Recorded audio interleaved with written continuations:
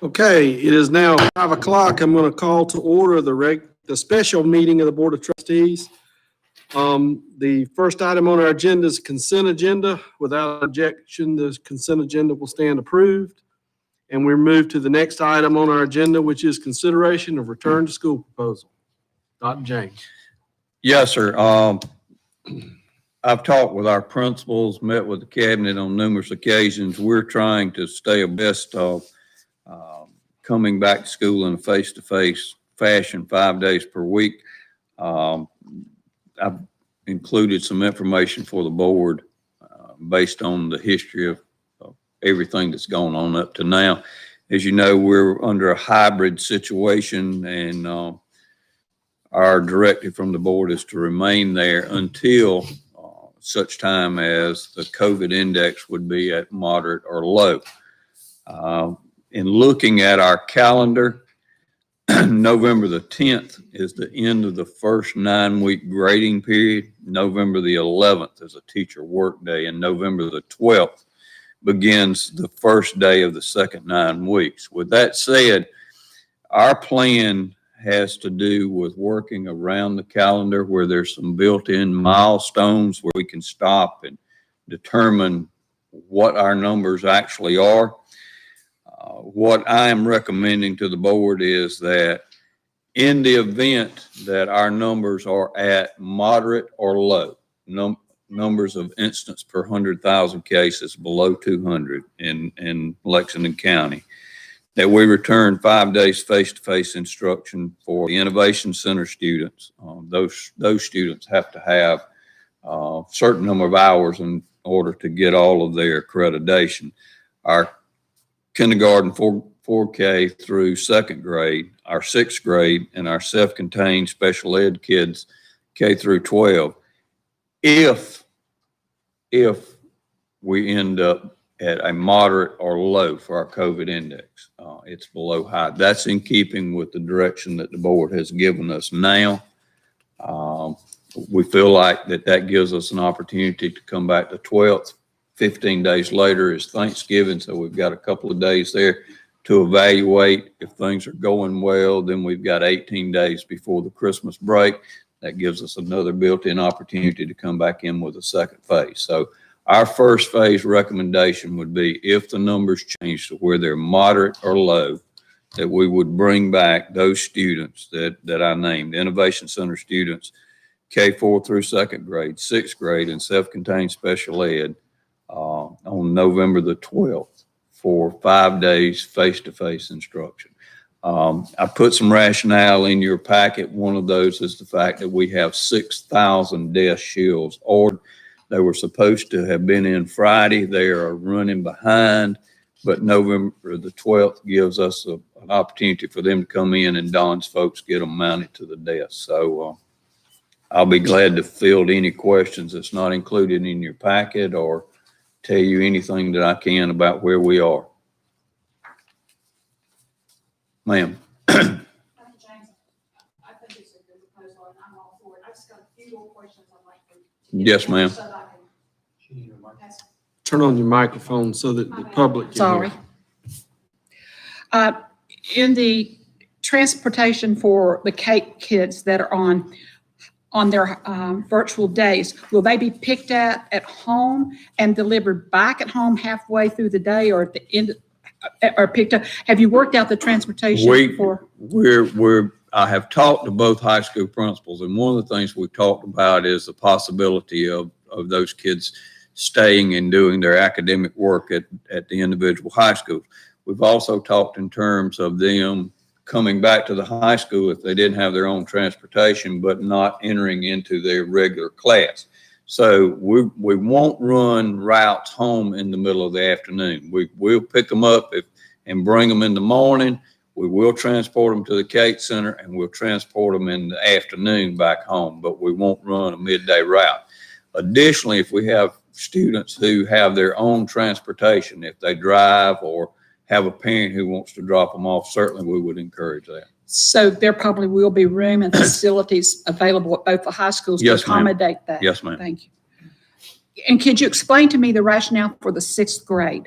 Sixth grade, we're trying to introduce students into all of our buildings. And the sixth grade, if you look at the middle school, that's the one group that doesn't have any connection with anyone there. In addition to that, it's transitioned like the ninth grade, but it's somewhat different in the fact that ninth graders are mixed in with 10th grade, 11th grade, 12th grade. Sixth grade is kind of unique. As a matter of fact, a lot of districts have an intermediate school. So what we're trying to do is make sure that we start to build that relationship between teachers and sixth graders. Thank you. I've got one more, if it's okay. That's fine. In the special ed students, a lot of the special ed students are mainstreamed. So if those students are mainstreamed, will they still be included in the? We're looking at the first phase, Ms. Kessler, of just doing the self-contained special ed students, but we are still serving the mainstream special ed students, and Lisa's doing an outstanding job of making sure that the IEPs are up to date and they're getting the service. As a matter of fact, there's some embargoed information that's going to come out, and I think the board will be real pleased with where our special ed program is right now. It's some of the best news I've seen since I've been back in Lexington too. So, thank you very much. yes, ma'am. Other questions? Ma'am. Thanks, Dr. Bill. Again, I'm agreeing with Ms. Kessler. I appreciate the thought that all the people around this room have put into this plan. I think it's fair, and I think it's cautious, and I think it phases us to try to get back to normalcy while also protecting people. So I appreciate y'all's thought and your rationale. You provided us 6 pages of packet. I'm so glad about that. Just a couple questions though, and if you don't have the answers, that's fine, because I understand that phase-in doesn't even begin for those grades until November 12th. So maybe some of these are details y'all are going to work out, and that's fine if you want to tell me that.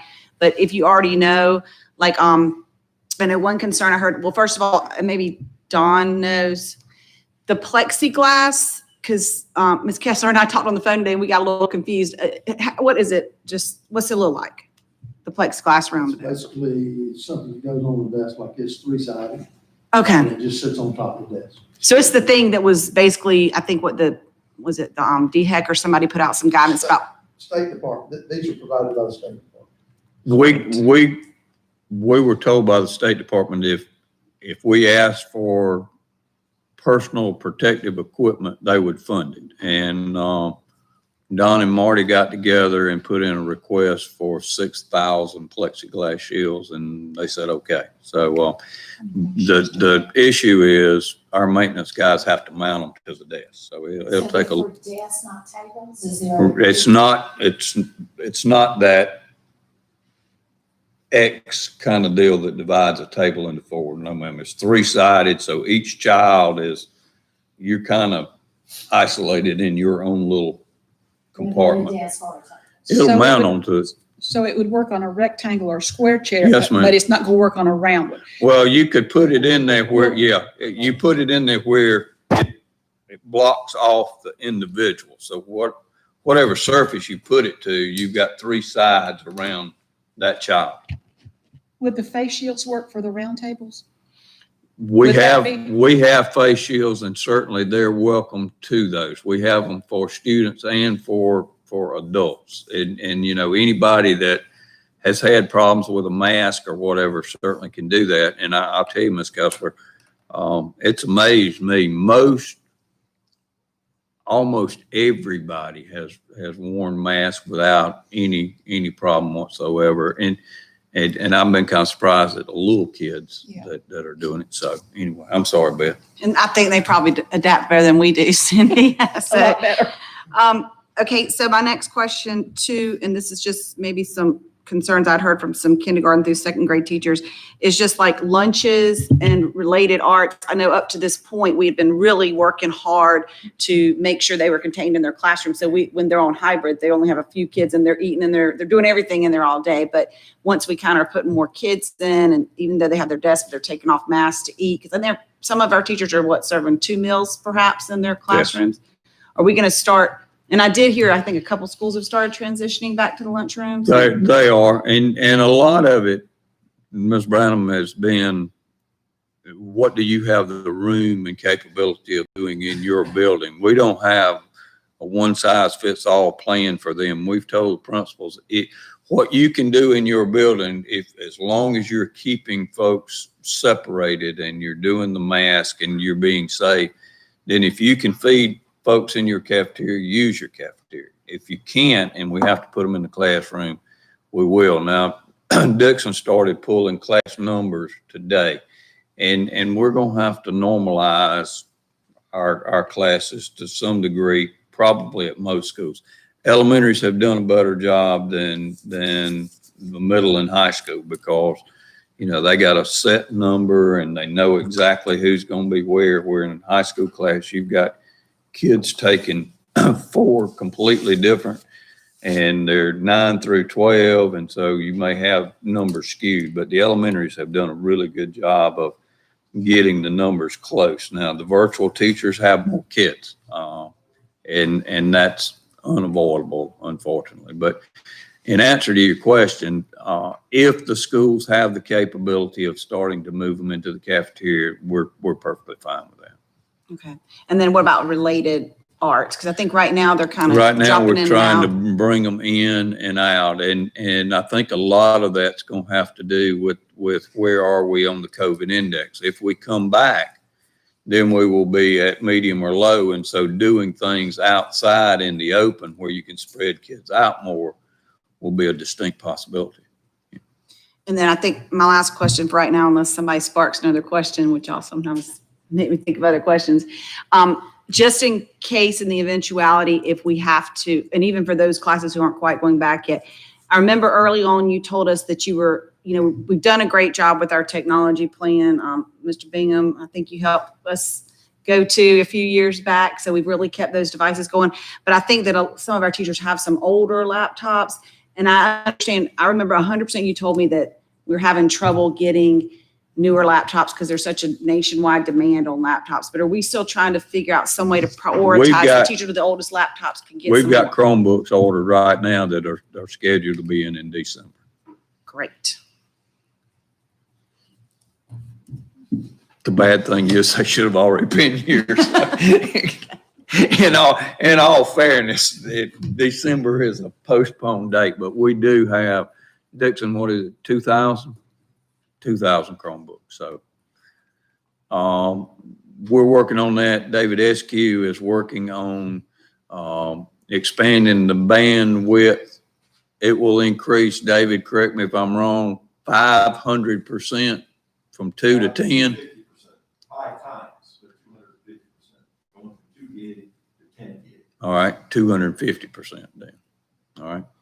So we won't be without problems, I'm sure, but we will be better than we are now. So And that should take place hopefully by the end of this month, right? Should be up by the end of the month, yes. Are the teachers aware of that? Because we've got breakdowns every single day in technology. That's most of our schools. and if they aren't watching here now, we can get that out, Ms. Kessler, that bandwidth will expand by the end of the month. And lastly, this wasn't about it's kind of about the plan, but not really. But I did have somebody bring a suggestion to me that just because some of the kids at home are having connectivity issues, whether they're doing hybrid or they're all virtual, have we thought any more about like on the hybrid days on the Wednesdays from now until, we don't have that Wednesdays anymore, maybe sending the buses back out like we did back March through June, or is what you're saying, is that going to help? Remember we sent the buses to go let in the neighborhoods that they could get in, or? Technically right now, every day about 12:30 to 1:30, 2 o'clock, everything's crashing because our bandwidth is maxed out. They most of the administration, principals and stuff are aware. So even if they were there and coming in with the virtual, it's not going to help to get the bandwidth figure out the problems. Got it.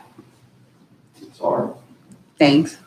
The students that are having problems with their devices at home now, do we still have them contacting their teacher, or is there another number for them to contact? I know a Well, lot of- actually- we're putting a lot on the teachers to work technology and teach. Well, actually, they can do that on the website now. Dr. Wade has put in place a technology help desk, that there is a website and it's set up for teachers, for students, and for parents. And if you look at it, there's 6 different areas there that they can click on according to what their initial problem is. And it ultimately will route them to Dr. Dedman and Dr. Wolf, who will assign that work order to somebody. And I'm telling you about something that I've looked at for just a few minutes. So Dr. Wade's in the room. I mean, he can.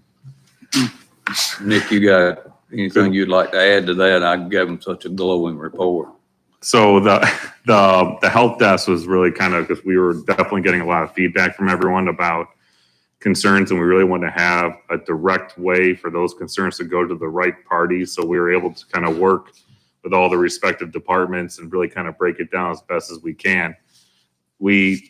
I think the first 24 hours, I know we got dozens of them already submitted, but it's also helping us be able to better not only delegate, those help tickets to the right parties to best respond to them, but it's also giving us a better idea about what is still like a reoccurring issue. Like, is it still about connectivity? Is it stuff involving iBoss? Is it certain software programs? And that's kind of helping us figure out more of a comprehensive way to kind of address what all those needs are. There are some in the help desk, like if you were looking for a username or login, it will direct a student or parent to contact the teacher or the main office, because that can be accessed on PowerSchool and made readily available by everyone. But everything else, though, goes to either the tech department, instructional technology, or somewhere else.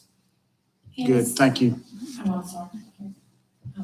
And again, thank you for this. I'm Turn on your excited microphone. Turn on your microphone, please. Getting the kids back.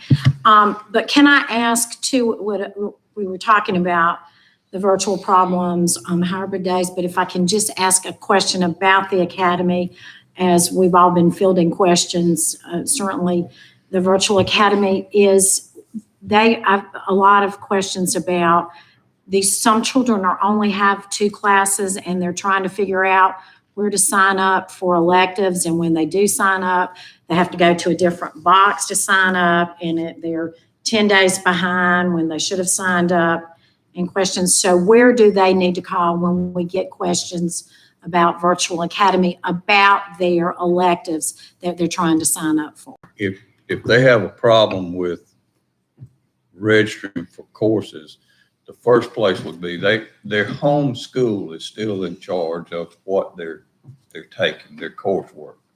Now, Rob and the folks in the Virtual Academy are responsible for helping implement it and do the instructional piece, but the registration for classes has to take place through the school first and then go to the virtual. So start at the home school? Is that a widespread? I hadn't heard that one. So, Yeah. all right. Well, if you'll let us know, we'll try to deal Was with that high school we're talking about? It is. So a lot of the question about electives at the high school level is we didn't remove any of the elective teachers or classes that are technically considered elective out of the high schools. And so we've had conversations all along with the high school administrators about if we're going to offer some of those, the first thing we did was to recommend they try and sign up for SC virtual classes. And then we've said for second semester, we're trying to pull some teachers, because I said all along, we can add electives, but we're going to have teachers out of the homeschool to be able to do it. And so depending on where we are going into second semester, they are looking at some teachers that they might be able to free up to offer some of those. And But that we might be are- part of the problem if we aren't teaching that class virtually, that may be the issue. So if we start with the home school, and then if they have a problem, they can call here. I mean, we'll figure out what the deal is. All right. Because it's like they get to a certain step and they're. Yeah, I'm totally- not sure what you're talking about as far as them Well, having to. I'll be glad to, I have it all written down. I was Okay. just bringing it up. I'll be glad to call in detail tomorrow. Okay. Let you know, but it was more than one phone call. Yeah. That they were concerned about their child only having 2 credits Well, this semester. that we're well aware of, but as far as something where they're clicking and trying to sign up, I'm not aware of that. Okay. I think it's the when they're trying to The go SC into the virtual SC piece of it. virtual, there's issues with parents having to log. I think that's what Yeah, it's like you got to go from. I and think that- it's us. It's one box to the next. And then when you get there, the sign up was 10 days before, you're on a waiting list. Then when you get to the waiting list, you think you sign up and then you get there and then there's another waiting Now, list. if it's SC virtual, we won't be able to do much with that. But if it's But ours, we are aware that some kids are only getting 2 classes this semester. ma'am, No, go Yeah, ahead. mine's Ma'am. quick. I just wanted to ask if we could send out the help desk information again, like another round of reminders to everyone, because I think it would be great if we could go ahead and get that out one more time so that everyone knows where to go when they have a question about their technology. Yeah, we can send out a reminder, and we'll also do a friendly reminder to the principals to make sure it's in their weekly newsletters as well. That'd be great. All right, thank you. ma'am. I've already gotten this response back from teachers about the help desk, and they're very appreciative to take something off their shoulders because they're really getting inundated with a lot of things that we're not even aware of, haven't been aware of. And I've shared a few things with Dr. James, but can we not find someone else that's not the salaries of these 2 people that are working that desk? Can someone else work that desk other than Dr. Dedman and Dr. Wolf? That's a large salary to put answering those questions. I was just wondering if we couldn't get someone else that we're not. Yeah, so some of the questions are for instructional tech. That's kind of going more like Google app functions and everything else. And typically an instructional technology role or department, like they would be dealing with that type of thing. I know right now we're trying to work with the media specialists because all of our media specialists are not only Google level 1 and 2 certified, they're probably our most, aside from Drs. Dedman and Wolf, some of our most talented and licensed people to be helping us out with that. We're trying to figure out a way that we can, like this, what we're doing now is not for long term, it's to get us through so we can figure out a better way to kind of start delegating and providing additional resources to people. Well, those are high flyers and big salary people to be. I mean, I'm hoping we can train somebody else so that those can be helping out more. I don't want to get ahead of myself. I will say I completely understand what you're saying, and I'm hoping at a later point to have a more comprehensive presentation of the board about technology and long term. We've got a lot of technicians in Davis department. None of them can handle it. They're very busy, like everyone, right? And that's going to be part of the conversation. Spoiler, everyone is very much overwhelmed, not because of ability or issues. I mean, I think part of that conversation is going to be staff we're going to need probably in the forthcoming future to just deal with the basic and essential needs moving forward. Mr. Summers. Dr. James, going Yes. back to the plexiglass dividers, just for clarification, the reduction, with the, I guess, everything that's in place, mask, hand washing, et cetera, but putting those in, is that a 50%? Do you know the percent reduction that you can get in your distancing? I don't know, Mr. Summers, if CDC has an exact 50% or whatever. What we're looking at is how do we move from 6 feet to 3 feet, and the social distancing to the greatest extent possible, and that's pretty much the same issue that everybody's having. Certainly, we feel like that by putting that plexiglass around students, that gives us a little more freedom. I mean, you've been in our schools lots of times, particularly our older schools, we are not going to get 6 feet apart with our kids. I mean, the rooms just aren't that big. They're under old rooms are under 1,000 square feet. So by using that plexiglass, we feel like that we can at least make a good effort on that to the greatest extent possible and shoot for 3 feet. Okay. And that's what, I mean, I've heard that. I just Yes, sir. wanted to put. That's that out. that's what we're looking at. Yes, sir. Thank you. Dr. James, I know what you're proposing is that everything's, is contingent on us moving from high to moderate. Now, we've been to moderate and we go back to high. How is that going to work for parents? I mean, you're saying we were establishing these dates, assuming we're going to be moderate by that date. Then if we go that day and then we start, then we go back to high, is everything revert back again? Or Well, because no, parents sir. are trying to figure out how to deal with the daycare situation. And I understand that, and that's one of the biggest issues, other than the safety and well-being of individuals, is making certain that there's adequate daycare for younger students. What I would suggest, Mr. Bingham, that the board take into consideration is one of the recommendations that we got early on, that if it goes to a category and maintains that level for the initial was 14 days.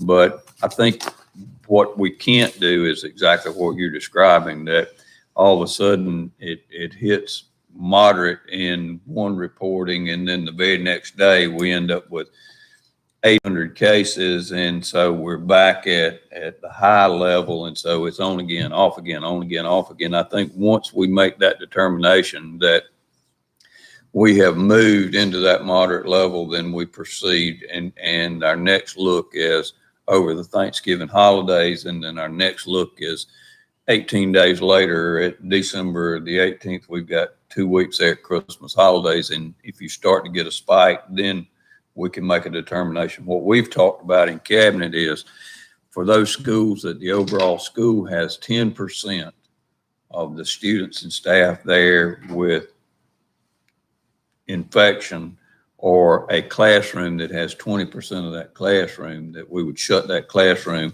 or shut that school. I think once we come back to school, Mr. Bingham, what we have to do is begin to look at individual schools, because we have parts of the county where it's really high, and then we have other parts of the county where it isn't. So you may have one elementary school where you have no cases, and we may have another one where there are 12 or 14 cases. So once we get them back, we hit that moderate level, we're there for, I would say, more than 1 week's reporting period.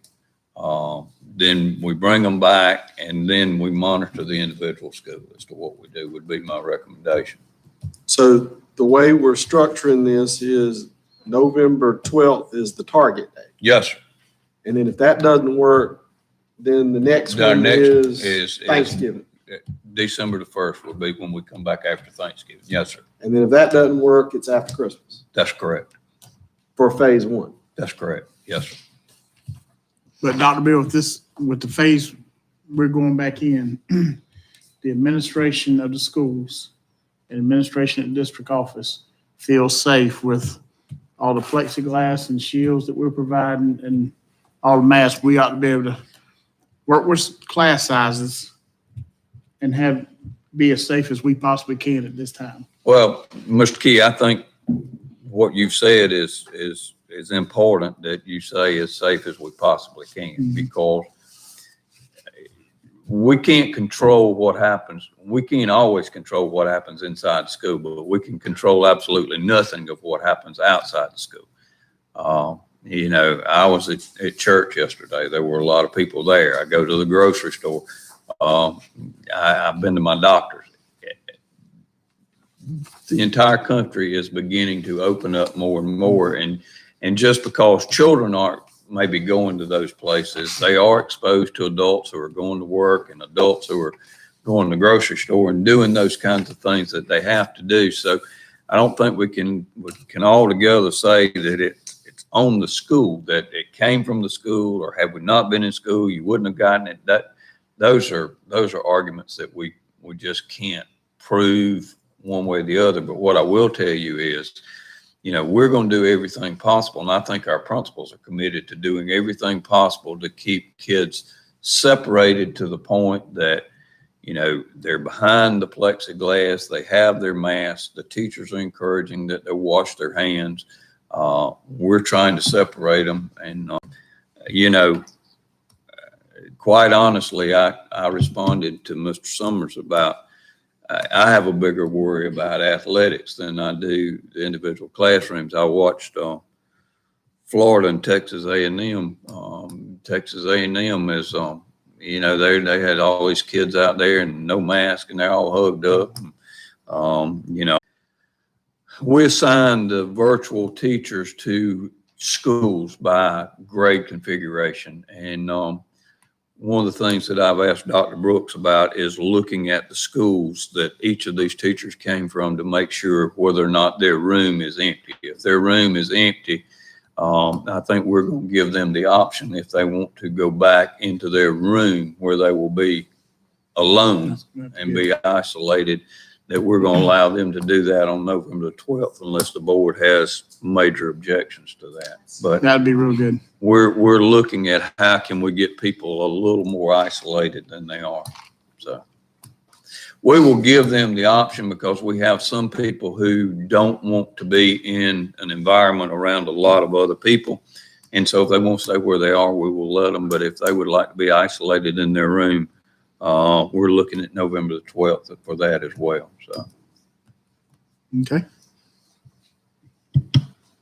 Mr. Bingham, just along the same lines of what Mr. Key started, can you just kind of remind us, and of course, I'm sure all the parents and teachers who are watching us, what are we doing about cleaning our buildings? Because I've heard we're fogging them every night, but I've also seen or heard stories of teachers loading up with their own cleaning supplies and having to carry those to school. So just, can you kind of walk us through what steps we're taking to clean our buildings? Yes, ma'am. The buildings are cleaned every day. And they're cleaned on Wednesdays when we don't have kids and all in the building. They are fogged every day. Now, as far as teachers bringing their own cleaning supplies, that's not necessary. I mean, we've got cleaning supplies here. Now, one thing that we can't get, we can get truckloads of alcohol wipes, but we can't get any Clorox wipes. So that's an issue, but I don't think that's an issue that's any different for the school than it is for everybody going to the grocery store. Nobody can get those. If you find them, Marty will take an entire truckload. She's been looking for them that long. I will tell you, when we go to these plexiglass shields, that in talking with Don, we're going to have to provide some sort of glass cleaner, because the kids are going to have to wipe those down themselves. We will never be able to put enough custodians in buildings to wipe down 6,000 plexiglass shields every day. So it requires that we're going to have to do some things that typically we would not be doing. And I'm sure that it's going to require that teachers are doing some of the things that they haven't done in the past. But as far as purchasing their own supplies, that's not necessary. But again, that's just like regular school supplies. That's not necessary either, but they always do it. So right now, we think we have a good plan, and we think our plan is as good or better than anybody else out there as far as school districts. Don and I talked this morning, and that was kind of the consensus, that we aren't without areas that we could improve, but we don't know of anybody that has made more provisions than we have here. So they are cleaned every day by custodians, and they are fogged every day. So one thing also, Dr. James, when we worked with Defender before school started, to have cleaner and paper towels in every classroom. And also when we got the orders of the stuff from the state, we received about 5 or 6 pallets of cleaner. So I don't think there should be any shortage of cleaner anywhere in the district. And Defender is continuing to maintain the bottles that they've given us to keep them filled. So I haven't heard anything. If they want to clean, certainly they're welcome to, and we're glad the more we clean, the better off we are, but there's no reason for them to have to buy cleaner. We've got plenty of that stuff. Dr. James, would you Ma'am. check on something, please, sir? Be glad to. I've What can I heard do? from, I'm going to say 6 or 7 schools, and they've really given the day crews kudos for the job that they're doing, but there's a lot of problems with the night crews. The rooms are getting fogged at night, but there's not any extra cleaning, or the trash piles that have been swept in the corner aren't being picked up. Could you please check on that, Be more than please? glad to. Thank Yes, you, ma'am. sir.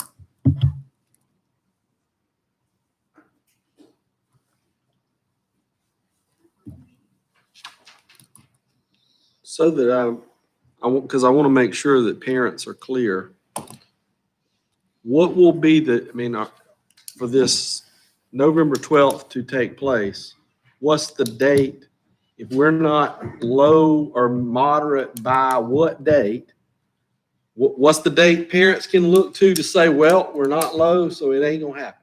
What I would suggest to the board, Mr. Bingham, and of course we'll do whatever is the will of the board, is we have a meeting on October the 27th. At that point in time, what I would like to do is update the board on what is the COVID index at that point in time, and then push it out a week. We're going to have at least a week to be prepared for students to come back. So I would tell you the drop dead date is probably the 7th of November, but we will give you an update on the 27th, and then I will give you an update the next week as a board.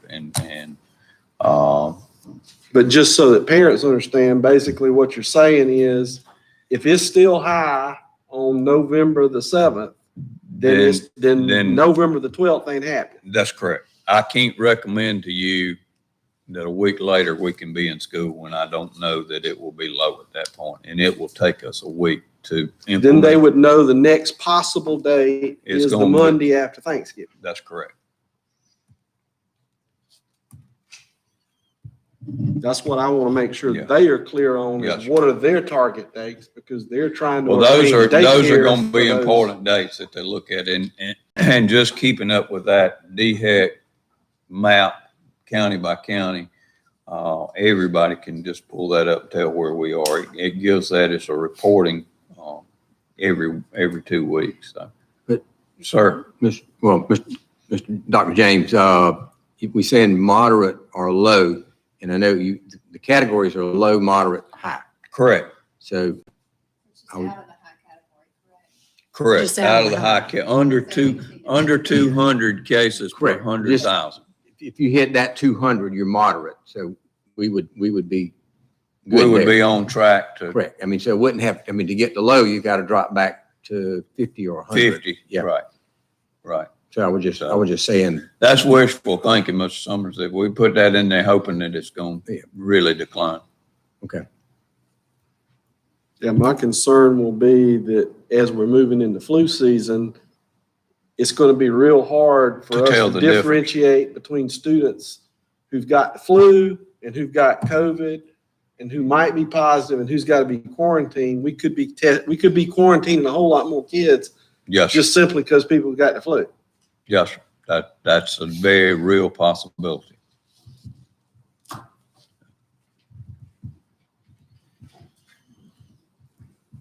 It's an inexact science. We beg for flexibility from the board.